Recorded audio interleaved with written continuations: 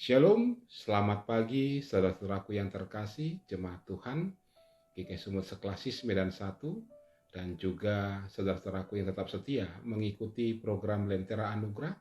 Kami sangat mengucapkan terima kasih. Di pagi hari ini, kembali kita akan disapa dengan firman Tuhan sebelum kita melakukan aktivitas kita. Mari kita menundukkan hati kita di hadapannya, kita bersatu dalam doa. Terima kasih ya Tuhan, kasih-Mu bagi kami begitu besar, yang selalu menyertai kami, bahkan dalam istirahat tidur kami di malam tadi, hingga kami boleh bangun kembali di pagi hari ini. Ya Tuhan, kami akan mendengarkan firman-Mu. Bukalah hati akal pikiran kami. Bersabdalah ya Tuhan. Di dalam nama Putra-Mu Tuhan Yesus, kami berdoa. Amin. Bapak, Ibu, dan saudara-saudaraku yang terkasih, firman Tuhan bagi kita di pagi hari ini terambil dari kitab Amsal 30, ayat yang ke-32.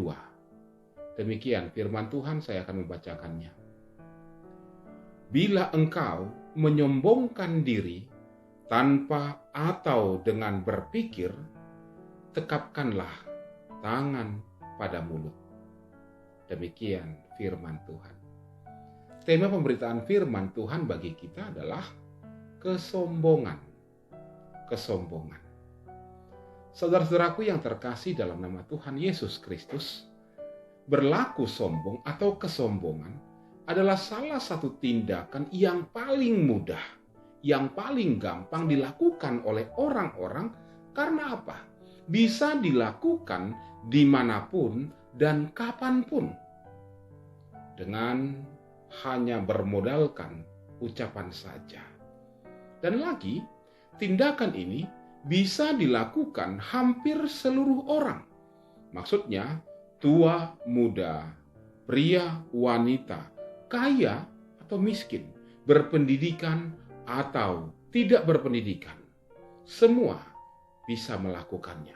Itulah sebabnya banyak orang menganggap kesombongan itu adalah perkara sepele, bahkan tidak termasuk dalam dosa. Seharusnya kita sadari bahwa kesombongan adalah dosa yang kurang disadari oleh banyak orang, termasuk oleh orang Kristen sendiri. Baru-baru ini saya membaca sebuah artikel yang menuliskan bahwa ternyata ada lagi satu jenis kesombongan yang juga sangat berbahaya dan yang hampir orang tidak menyadarinya, yaitu kesombongan terselubung. Apa maksudnya kesombongan terselubung? Bagaimana prakteknya? Nah, misalnya begini, jika saudara adalah seorang yang sering membuka media sosial, mungkin saudara pernah menjumpai kata-kata seperti ini. Capek benar bolak-balik Indonesia, Eropa. Tapi ya namanya juga kerjaan. Mau gimana lagi? Coba perhatikan kalimat tersebut. Capek benar bolak-balik Indonesia, Eropa. Sepertinya dia mengeluh. Aduh, badanku begitu capek. Harus bolak-balik Indonesia ke Eropa. Tapi ya namanya juga kerjaan, dia bilang. Mau merendah sih. Atau ada sebuah kalimat yang mengatakan begini. Akhirnya udah pulang juga ke Medan. Capek juga liburan selama 2 minggu di Jepang ya. Coba renungkan lagi kalimat ini. Atau kalimat yang berkata, capek benar kerjaan kayak gini. Muter-muter terus. Tapi ya mau gimana lagi? Terpaksa harus dijalani, tapi dia sambil mengunggah foto dirinya yang sedang duduk di pesawat dengan kursi bisnis kelas. Waduh, dia katakan capek benar, tapi sambil mengunggah foto dirinya di tempat yang cukup mewah. Atau dia katakan, untung cuma tergores sedikit saja. Terima kasih Tuhan, dia bilang begitu. Tapi sambil mengunggah foto jarinya yang terluka Namun di salah satu jarinya ini ada cincin yang bertahtakan berlian yang sangat-sangat mahal.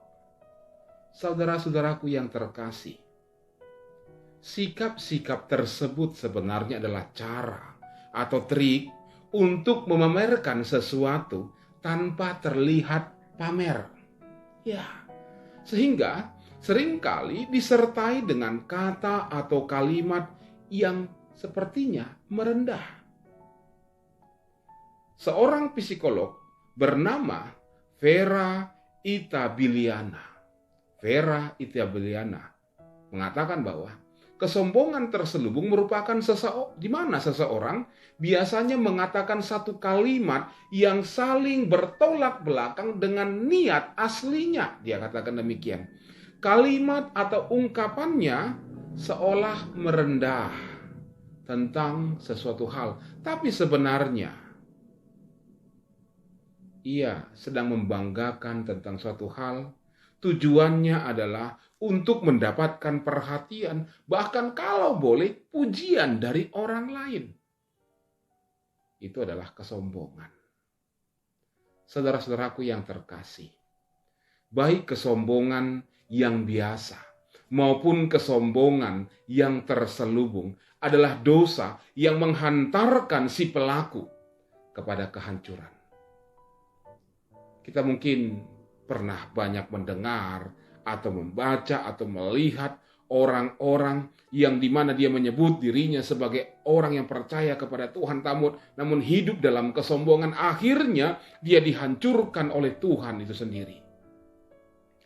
Orang-orang yang dikuasai oleh sifat kesombongan itu akan merasa dirinya hebat, akan merasa dirinya berkuasa. Sangat mengerikan jika orang-orang seperti ini diberi kekuasaan, diberi sebuah jabatan. Ia akan berbuat sesuka hatinya, dan selain itu juga orang sombong juga akan merasa dirinya benar, selalu benar dan paling benar, sehingga ia tidak akan pernah mau menerima sebuah kritikan. Baginya, kebenaran itu adalah dirinya sendiri. Tidak pernah ada yang salah dari dirinya. Jadi, apapun yang dia katakan, apapun yang dia lakukan, pasti benar. Itu adalah orang-orang yang ada dalam kesombongan. Ia merasa tidak mungkin salah. Kalaupun ada orang yang mengatakan salah, ia akan tetap menganggap dirinya benar. Dan juga yang terakhir, orang sombong biasanya itu gila hormat. Ya, pokoknya semua orang harus menaruh hormat kepadanya. Saudara-saudaraku yang terkasih, pertanyaan bagi kita, sepatutnyakah kita berlaku sombong? Bukankah di dalam diri kita ada banyak kelemahan dan kekurangan, dan kita pun tidak luput dari sebuah kesalahan? Kalaupun di satu sisi kita punya banyak kelebihan, namun di sisi yang lain ingatlah, kita pasti punya kekurangan-kekurangan yang harus diperbaiki. Nabi Yesaya pernah mengatakan, manusia yang sombong akan direndahkan, dan orang yang angkuh akan ditundukkan. Dan hanya Tuhan sajalah yang maha tinggi pada hari itu. Yesaya 2:11. Oleh karena itu, ketika ada godaan kesombongan, seperti dikatakan tadi dalam Amsal 30 ayat 32, tahan, jangan sampai jatuh, katupkanlah dan tekapkanlah tanganmu di mulutmu, supaya ujaran-ujaran kesombongan, supaya sikap-sikap kesombongan tidak terlihat dari dirimu. Jalanilah hari ini dalam aktivitasmu, di dalam kerendahan hatimu. Amin. Kita berdoa. Terima kasih Bapa, Engkau ingatkan kami dengan firman-Mu. bahwa kesombongan adalah sebuah dosa, bahwa kesombongan adalah hal yang sangat menjijikkan di hati Tuhan, dan Engkau akan menghancurkan orang-orang yang hidup dalam kesombongan. Ajar dan bimbing kami ya Tuhan, untuk menghindarkan hal tersebut, melawan dan mengalahkan karakter kesombongan yang mencoba menggoda kami. Terima kasih Bapa. Inilah ya Tuhan doa kami, yang kami bawa dalam nama Putra-Mu Tuhan Yesus, Allah kami, yang mendengar menyempurnakan doa kami dalam doa Bapa kami.